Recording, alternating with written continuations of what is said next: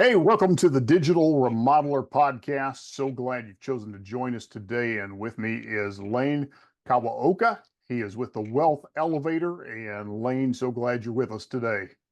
Hey, thanks for having me, Carl. Aloha, everybody. Hey, go ahead and start telling us a little bit of your backstory. So, you were a civil engineer, you've got an amazing story. We're going to talk about financial freedom today, and really, any of our listeners out here, the reason you got into business is not so you could become a slave to your business. And Lane's got really a lot of things to put on the table before you. So, Lane, go ahead and take it away. Yeah, so I guess today we develop apartments from scratch. We do value adds, so real light cosmetic renovations on, Class B and C apartments. And then we also do some private equity deals, but it didn't always start off that way. Back in 2007, I graduated college with an engineering degree and started to work for the man. Initially working as a construction supervisor out there in the field. At that point, I call it the linear path. I was kind of taught by my parents to go to school, study hard, work at a job for 40, 50 years, do the 401k thing, invest in traditional investments. But in 2009, bought a house to live in and on a whim, kind of just started to rent it out. I think a lot of folks out there, maybe if you were on traveling work crews, you get the lifestyle when you're never home. But that was kind of me for maybe half a decade. And for a few years there, I just lived off the company dime and, lived in hotels that the company put me up in. And I just rented my house out. And that was kind of where I got a taste of cash flow and, the mortgage pay down, the appreciation, tax benefits, the four ways you make money with residential rental real estate. And that was 2009 when we bought that first rental. And then I bought a bunch more, started to do the remote rental thing because that first rental was in Seattle. And then, Seattle's a pretty expensive place. Normally, you don't buy rental properties in blue states and high price areas like California, Hawaii. So I started to buy a bunch of these turnkey rentals in Birmingham, Atlanta, Indianapolis. And in 2015, I had 11 of those. And I was becoming an accredited investor. And as I started to, learn, accredited investors jump into more passive investments such as syndications and private placements because they're more scalable. But yeah, that's kind of me from 2007 to 2015, 16. Yeah, perfect. So let's kind of backtrack a little bit. You started as a civil engineer before you transitioned into, your full-time investing. And so there's going to be contractors out here that are in this position of balancing their business, uh, dreaming of financial freedom, and they're needing to make that pivot. And so, what advice would you give them to begin making that adjustment to where they really can begin to move towards that financial freedom? Yeah, I mean, I I think two things come to mind. You're kind of working in the business trading time for money. And that's what I did when I was an engineer, going in, clocking in. I mean, I was getting paid a salary, but every day you're making money and you get your personal expenses. That's what it's all about. To get into business or any real estate, you need money. There's no money down nonsense out there. There's a lot of people trying to sell these BS programs, but you need money. And part of that comes from good old fashioned saving. Most of my investors these days, they save 50 to $100,000 a year at the very least. Of course, when you start to invest and you get assets and it starts to grow, but for starters, that's kind of the bare minimum. But when I first started, graduated college, I mean, I wasn't saving too much, especially because I had student loans too that I had to have some money go to. But that's kind of the first thing. You're working, you have to trade time for money. You need to make money. Now the question is, well, how much do I need? To buy a little rental property out in the Midwest, that's $100,000. You maybe need $20,000, $30,000 down payment and some reserves. Now you can get on that elevator, as we say. But as I think you're talking more in terms of like your business, right? I would say the second thing that comes to mind, and what I see a lot of contractors, at least that we used to work with, we normally work with bigger contractors now because we do large scale commercial properties. where they've taken that leap, where it's not just one and maybe two handyman worker bees. It's a org chart where there's three rungs, right? And it's a huge difference whether you're in any business going from, where you're kind of in the trenches doing the work and maybe a couple helpers, and with a more built out org structure with a manager layer in there.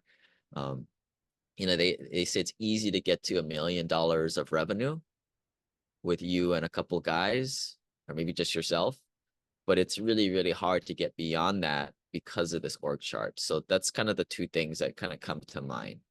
Yeah, absolutely. And I think you bring up something kind of important here too, Lane. I think there's a decision point you have to make.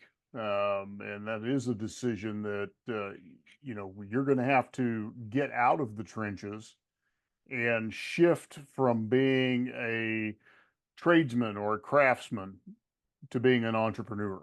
And it's a different mindset, it's a different skill set. And there is a shift that has to take place in that pivot. So I appreciate you bringing that up. That there's a different level of rung that you're dealing with. So that's important. So I one mean, thing. Oh, another go ahead. thing that I'll throw in there too is, it's a lot of it is your peer group, as I think a lot of people understand. You are the five people you hang out with most. Getting around. I mean, for me, it was, when I first started my business, back in 2016 and 2018, I did it all by myself. I was kind of maybe like you guys were out there, it was just me. And it took a lot to kind of hire people, pay them things, money that I would have made myself. It kind of didn't make sense at the time, but that's the natural progression. And part of that is, getting around other business operators that are also doing the same thing. Couple groups that I'm in is Vistage and EO. There's another group, YPO, out there that's very similar, but getting around other people, kind of taking the leap of faith of, investing and growing an org chart as opposed to just being a solopreneur. Fantastic.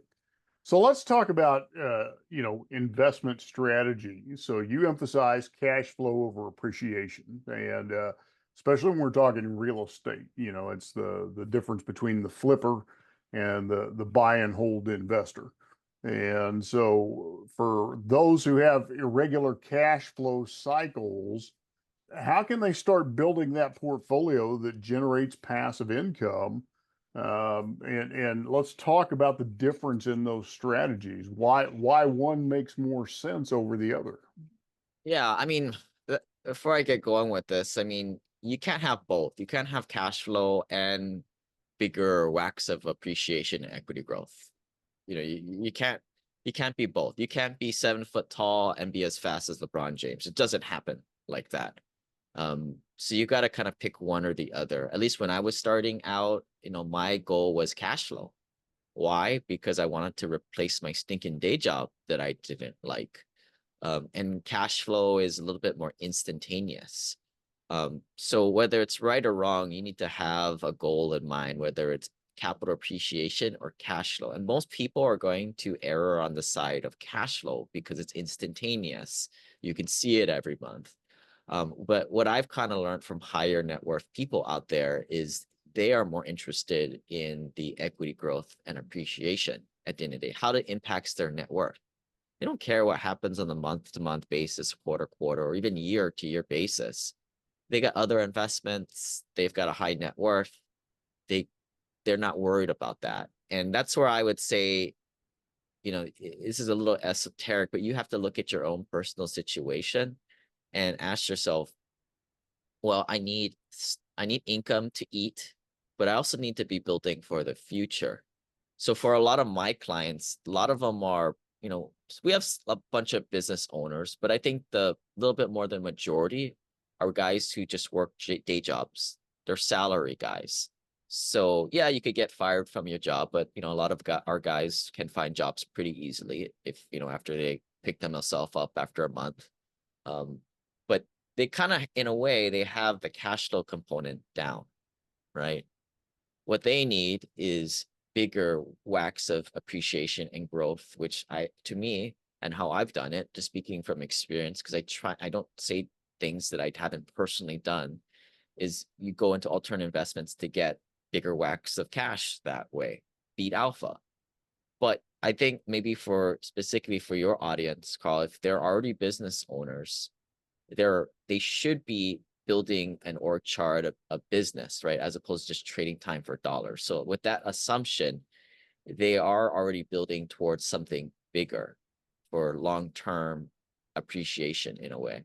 So maybe to counteract that in their investments, they need to be finding more cash flow centric things, which Excellent. contrasts again of most of my, salary guys who work with us. Exactly. Yeah, I think that's a great piece of advice because especially in the contracting world, your projects, it's a big hit, project finishes up, but then you have these lulls. So you're going project to project to project. And that's something that I talk about with a lot of our clients is developing those recurring revenue streams, those passive revenue streams. So great advice. So let's talk about syndications. You've mentioned that you focus on syndications, multifamily, RV parks, mobile home parks. Talk about syndications, what those are. Some people in the audience may not know what that's all about. What are syndications? Where does a person even find those opportunities? How did you get introduced to those to begin with? And give a little overview for somebody who's maybe never even heard that term. Yeah, so again, like in 2015, I had 11 rental properties. I had a professional property management running them, because I was busy working my day job, and I'm not in these physical locations, Birmingham, Atlanta, Indianapolis, and I had one in Pennsylvania.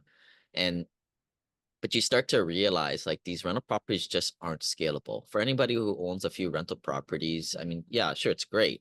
And with 11 properties, I maybe had a few $1,000s of passive cash flow a month back then.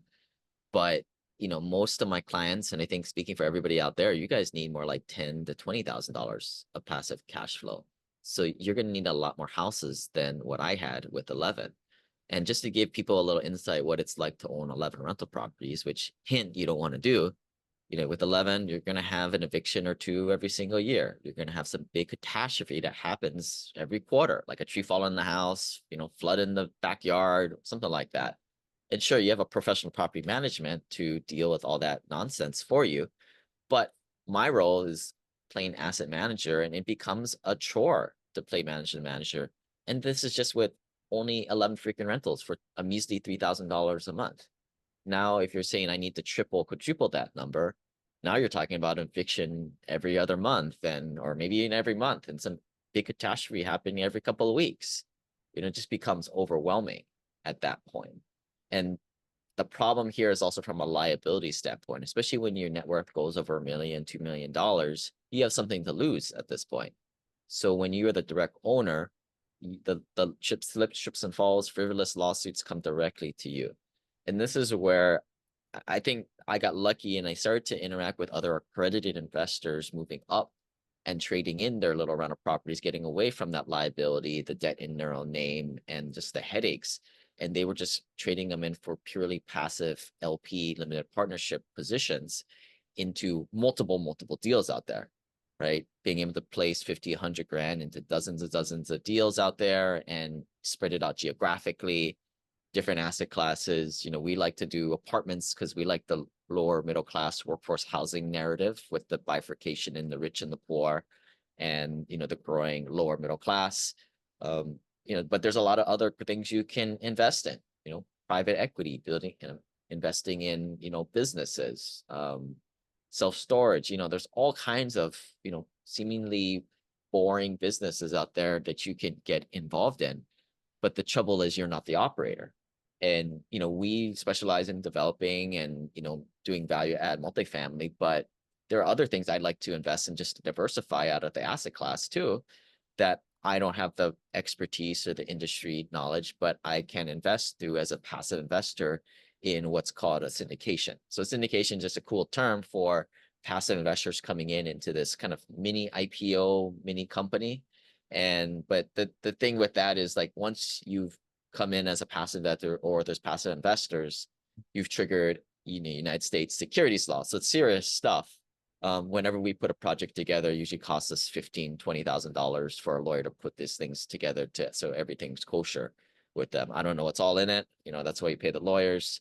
But that's kind of where, there's this infrastructure out there for investors. Once you're plugged into a community like ours to get access to, deal flow from operators, sponsors, general partners. But I think the biggest thing is, finding a community of other like-minded, purely passive accredited investors, to, kind of crowdsource the best practices, best deals, and also for social relationships too.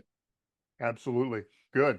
Yeah, and you really delved into something important too, is spreading that risk around. Not taking all of that liability upon yourself, and that's not just a great investment principle. That's a good business practice, as well as mitigating those risks. So let's talk about the other key piece of this, and that's tax management. What good is earning and gains if you're giving it all away in taxes. So let's talk about how does using real estate allow you to manage tax implications and Yeah. So let me explain it this way. Like, I mean, I'll dig into a little bit deeper because I think the audience out there has a good understanding of, real estate's great for taxes, but why?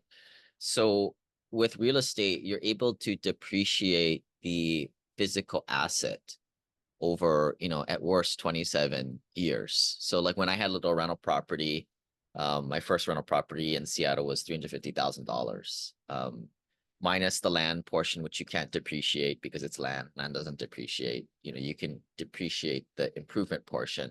I think it was like $250,000 of it was the improvement portion. So I divide that by 27 years.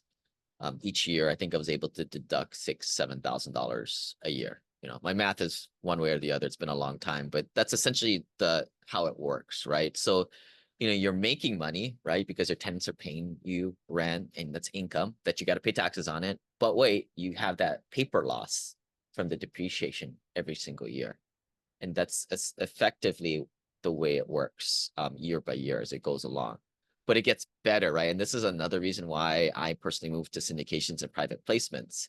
In these larger commercial deals, there's a lot more aggressive depreciation schedules that you can implement. And, you can even do what's called a cost segregation. So a cost segregation is basically this like expensive $5,000, $10,000 report that, some engineers will put together where they itemize everything in the building. And the reason why they itemize it is certain things they can depreciate a lot faster than that standard long 15, 27-year cycle. So it's a whole bunch of mumbo jumbo. What it means at the end of the day for the taxpayer and investor at the end of the day is you can deduct a way, way huger pop in that first year. So a lot of times, like in the past, like, people invest 100 grand, they might see 30,000, 50,000, or even $100,000 of losses coming from that one investment, as opposed to waiting, 27 long years to get that depreciation. So this is kind of where for the first several years, at least of a project, you're not paying any taxes on any of the income, but it gets better, right? And this is like where I started to learn the secrets of the wealthy out there. And again, disclaimer, I'm not a CPA, not a tax attorney. If people need a referral to my CPA, feel free to reach out to me. We can connect you. I actually do think you have to kind of learn this a little bit. If not, your CPA is just going to do it the lazy way, the easy way for them. But yeah, you get all these passive losses from, multiple deals, you compile them, and then, you use this to, maybe you're selling off other assets or real estate, right, in your portfolio, use it to offset other passive income. But it gets even better, right? There's a strategy out there called real estate professional status. There's a couple of loopholes to kind of go through. You need to, have a certain amount of real estate portfolio and work in your portfolio to some extent. But it's a powerful strategy where, some people they'll have their spouse who doesn't have a day job, implement this, and now they're able to offset, their other W-2 or 1099 income through this. course, work with your CPA, but your CPA is going to need to play ball. And most of these CPAs don't have a clue on this stuff, is what we found. But this is the powerful stuff. And I think for most people making over $300,000 or $380,000 to be exact, based off 2024 tax brackets, it just makes total sense. On like, you invest in real estate to get the losses to play these types of strategies in your taxes. And I tell people, I may still do initial onboarding calls with new folks. And for some people, especially people making over $400,000, I just tell them straight up, like, yeah, alternative investments are great, but where you're going to be making the biggest gains personally is through this tax savings on this, sheltering your income every single year. And it kind of goes in with that, don't work harder, be smarter in a way. You don't really need to make these huge gains if you're paying a lot less in taxes. At the end of the day, the goal is to increase your net worth. Exactly. Yeah, and you brought up something I think is very valid, and that is using these things strategically. I know in our business, our real estate portfolio has been a great offset to the income that the marketing side of the house generates.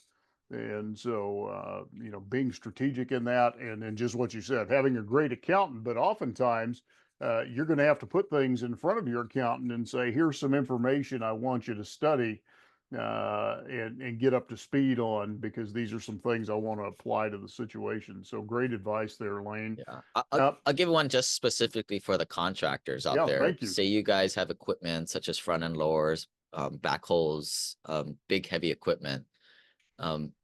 Similar, you can deduct that if you Google Section 179, those will give you passive losses through that. And that's it's a different method for getting it, but effectively does the same thing as having a house or a syndication deal where you're a passive investor in and you're getting those losses from that house. So I say that, a lot of people in the contracting business, what they'll do is they'll have another company that kind of operates as like a rental company, and you rent out equipment to your buddies in the industry, but you're taking those depreciation and Section 179 losses on you yourself personally. So that's another way of, hopefully you guys, use that to go talk to your CPA or, but, I have little hope for most of the CPAs out there. I mean, that's why they're bean counters and they're still working their day jobs, because they haven't figured this out. Buy a little rental property to get started. Once you become an accredited investor, step up to bigger deals, cost segregations, and more aggressive depreciation schedules, and start putting what they know into practice for themselves personally.